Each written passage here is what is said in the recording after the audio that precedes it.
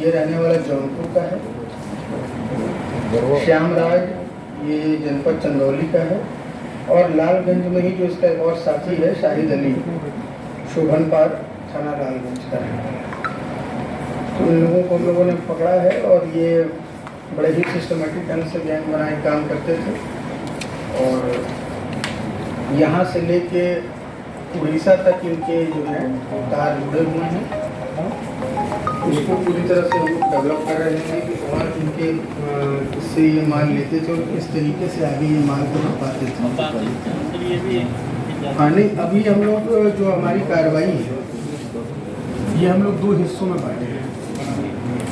एक तो बड़े लोगों को चिन्हित, जो बड़े लोग थोक के भाव में जो डील करते हैं, और दूसरे जो फुटकर वाले हैं, जो आप देखेंगे कि कहीं चाय की दुकान की दुकान के पास बेच रहे हैं। तो उन दोनों पे हम लोग अलग अलग कार्य योजना बनाए कार्रवाई कर रहे हैं। तो जैसे ये पहली बड़ी कार्रवाई हुई है इसके खिलाफ, इसी तरह इनके जो लोग होंगे जिनसे जो इनसे खरीदते होंगे उनकी सबकी सूचियाँ बन गई हैं। कितनी संख्या लगभग होगी? करीब 30-35 लोग हैं।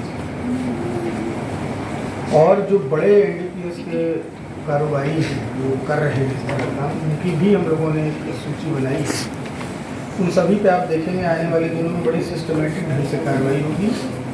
और इसमें आगे हम लोग प्रयास ये करेंगे, क्योंकि ये बड़े संगठित ढंग से कर रहे थे, तो इन पे एक फिट एनडीपीएस होता है।